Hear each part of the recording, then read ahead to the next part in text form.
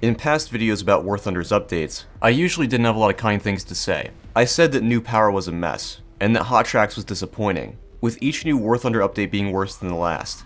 With the release of update Ixwa Strike, I think that Gaijin may have broken that streak. Keep in mind, this is primarily from my perspective as a ground player. I know that AirRB got the short end of the stick on this one, but I'll touch on that later. While I wouldn't say the update is great, I wouldn't necessarily say it's bad either. My opinion is pretty neutral overall. Before we get into the video proper, I'm going to take a second to talk about my sponsor. I partner with Apex Gaming to make a line of pre-built gaming PCs, so if you're looking to upgrade, it might be worth checking out. You can use my username as a discount code on checkout. Now let's get back into it. A lot of players have been reporting a number of bugs and issues. Most notably, players are experiencing a lot of crashes, especially on console. While I did experience a lot of crashes when Hot Tracks was released, I haven't had one yet, so it seems a bit more stable on that front. I also have yet to experience the LOD issues, where vehicle models look like they reverted back to the PS2 era. I've seen people making a big deal out of an apparent bug where, due to the new nuclear bombers being added to your lineup, after a game your lineup will apparently be up tier past its max BR. It doesn't actually give you an up tier when you queue. The bug is purely visual, so don't worry about it too much. As far as I know, Gaijin are aware of it and are working on a fix.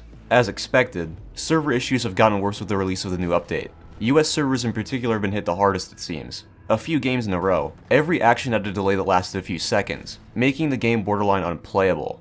I would recommend playing on a different server cluster for the time being. Unfortunately, server issues aren't things you can solve with the flick of a switch, and it's mostly out of Gaijin's hands, so it'll probably be a while before we see any improvement. The new sounds are quite frankly disappointing. I disabled my sound mod to hear what they sound like, and I turned it back on not long after. The explosion sounds, artillery impacts especially, are awful. It feels like the explosion sounds are sort of peaking at the start. To their credit, some of the aircraft cannons sound a lot better than previous iterations. I'm not a fan of the new ground map either. Some people prefer CQC and some people prefer sniping across open fields. And I get that they were trying to cater to both sides, but it makes the map feel very disjointed. It's odd, because they've been able to blend those two environments very well in the past. Aesthetically the map is cool, but the layout is awful. Maybe I'll like it better if I play it more, who knows. On the ground side of things, some neat vehicles were added that fill some gaps. The SK-105 and Mars 15 are great additions for France, though it would be nice if they got some stabilized vehicles soon. They're in desperate need of some of those. The M3A3 Bradley has been enjoyable to play, even if it can be inconsistent when using the top attack missiles.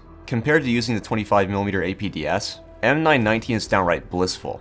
Obviously the Leopard 2 PL does drag things down a bit, with the results of its addition being about what was expected. German win rates at top tier are starting to falter, while veteran players have been using it to great effect. One thing I forgot to touch on in the 2PL video was its low price. 7,800 Golden Eagles sounds like a lot, but when you consider how much it typically is to boost research on a top tier vehicle, nearly 9,000 Golden Eagles for a tier 7, that's pretty significant. I would suggest raising the cost to decentivize new players buying it, but making money is the point, so that isn't something they would consider. AirRB probably got hit the worst this update. For anyone that doesn't read patch notes, Gaijin created a new category for aircraft, strike fighters. These aircraft, comprised mostly of fighter bombers and attackers, will now get an air spawn. The problem is, a lot of the planes that receive this new designation don't need an air spawn at all. Take the Harriers for example. They are some of the best climbing aircraft in their BR range, but they now get an air spawn as well. Air spawns in top tier are especially dangerous, since you could potentially destroy enemy aircraft as they're coming off the airfield, depending on how small the map is. To summarize, while Ixwa Strike isn't the greatest, it could certainly be a lot worse.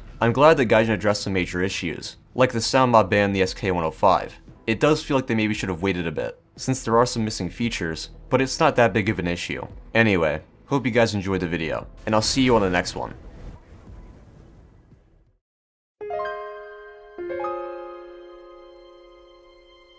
You